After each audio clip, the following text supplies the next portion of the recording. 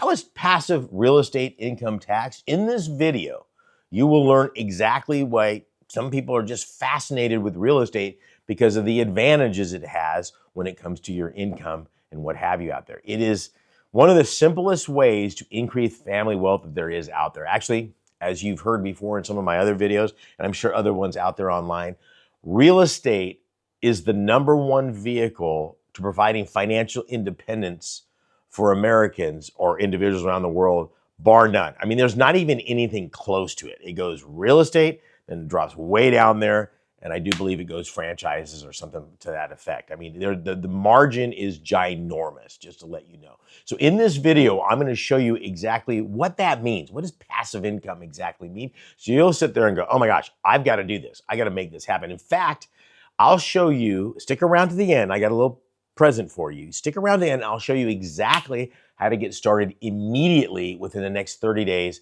creating passive income. Okay, so stick around for that. Thumbs, likes, subscribe. It helps the channel, and go from there.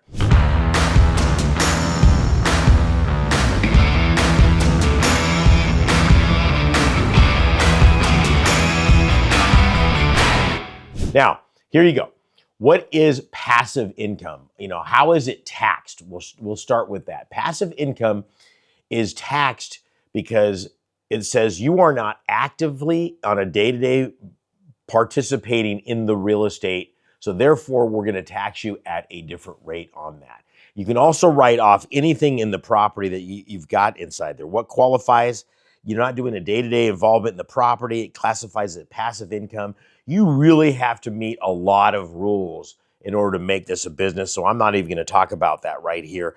There are so many things that you can get right. You know, HOA fees. Some of the deductions that you can get is travel to the property, advertising for the property, maintenance, roofs. If you've got a gardener out there, all of that stuff can deduct from the income from the property so that you can get paying taxes on as little as possible. The other nice thing about it is the deductibility of the property itself. You can depreciate, okay, which means even though the property goes up in value, the IRS treats it like a depreciating asset, like it's going down in value. So you're going to take the value of the property, divide it by 27 and a half years, and that's your depreciation year. An example of that, you know, if you've got a property that's worth $275,000, then that'd be approximately $10,000 in deductions for that year. Now, I mean, let's just stop right here. Okay, I am not a tax professional. I'm not pretending to be a tax professional. I'm giving you an overall glazed view on this. Please consult an advisor depending on your situation on this. But I want to show you the reason why passive is so nice. The problem I have with people saying passive is I don't have to do anything for the income is a bunch of hogwash, okay? You do. You got to get the property. You got to make it, get it ready for rent. You got to rent it out. You got to take care of tenants. And I hear all of these horror stories on renters, and I just don't have a lot of them. I'm just saying, if you do that right, you're going to avoid that. But, you know, I've got a horror story of a renter gets more clicks, I guess. So there you have it. So when you sell the property, all of the depreciation you've claimed over the years will have to be recaptured, okay? And the remaining profits of the sale is going to be subject to capital gains. But if you've had it for more than 12 months, it's going to be considered long-term capital gains. And that tax can be anywhere from 0 to 20%, depending on the rest of your income. So that's what I'm saying. All of these variables in there that make that happen and determines how much you're investing on it. You know, understanding how passive income works is the simplest way to make this happen. What I love is the fact that you're watching this video and you go, what's all the hoopla about? Well, it's kind of cool, okay? Because you get to depreciate the property, you get to write off all the different deduction on the property, like I said, for maintenance and what have you, you know, and depending on your total income, that tax base, federal tax base, be anywhere from 10 to 37%.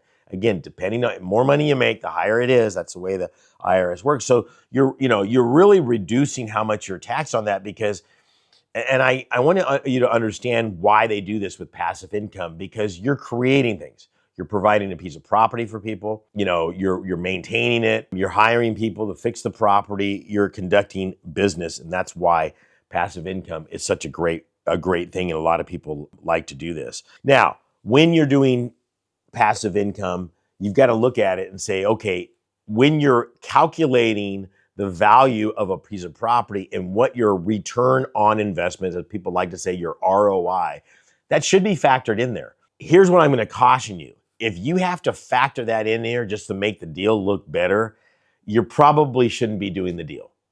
Okay?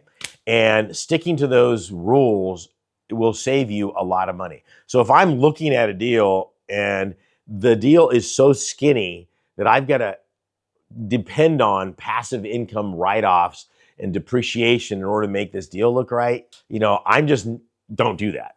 Okay, why? Because I get properties at a deep discount. When I say a deep discount, I mean a deep discount. I am looking at tax lien certificates, okay, and tax deed properties. Okay, so two different areas there. When I'm buying a tax deed property, I'm just going to focus on that. What that means is a person has failed to pay property taxes for 4 or more years. The county needs this money. See, this isn't a federal thing. This isn't a state thing. The counties have this. The state, what they do is they enact the rules. Literally, in the state rule says, if somebody fails to pay property taxes, these are the procedures that happen. And again, these rules have been around for longer than we've been a country. Okay, so every colony had their own set of rules, which turned into states. And so you're looking over 300 years. We've been a country for 250. These have been around a long, long time. And so what it says is, if somebody fails to pay their property taxes, in some of the cases for 4+ years, the state goes, or the county goes, we need the money. We need the money for schools. That probably is 50 to 60% of property taxes go towards that.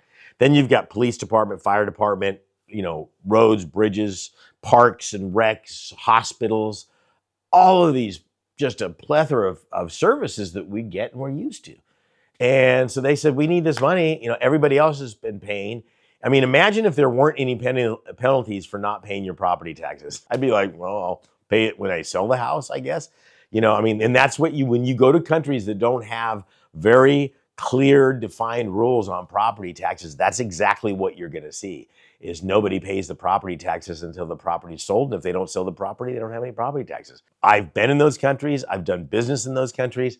And that's just not a way to do it because the infrastructure is just not there. So when I go to a sale and I'm buying a piece of property, typically I'm getting properties for 40 to 60% of the fair market value or less. So, I'm looking at a deal right now. I'm not going to keep it for rental income, but I'm going to be selling that property for about $250,000, give or take.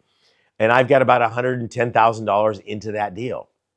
Okay. I literally was thinking about it yesterday while I was cutting some of these videos on the passive income.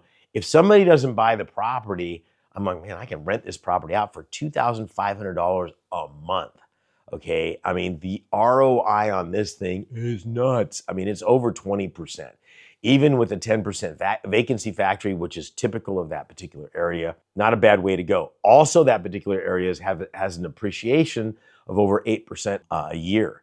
So, again, and I'm sorry, but when somebody's offering me $150,000 in profit, this happens to be inside my little niche of where I love doing property. So that's always a good way to make it happen. So here's in conclusion on this. Listen, there is a lot of things out there that you can do to create passive income, keeping the property, understanding the depreciation of 27 and a half years, understanding that you can write off all these things. That's all great. But I'm just going to tell you, if you're trying to do a deal and you're trying to cut the deal because of the fact that it's going to be the depreciation is helping you make profit, you probably shouldn't be doing the deal. I mean, my thing is 15% or higher. Okay, if you want to learn how to do that, I've got some good news. I just put together a brand new course that I want to give to you. That's right, gratis. Just click on the link down below. I'll get it out to you. It's a brand new course. I think it's some of my best work yet up to the last 30 years. I've also got a bonus on top of the bonus, which is basically a booklet that I'll pass you out or send to you at my cost just for watching this channel and subscribing and doing all that other fun stuff. So click on the link down below, higginsmethod.com, and we'll take care of you. This is Saen Higgins saying God bless and good luck. We'll see you out there.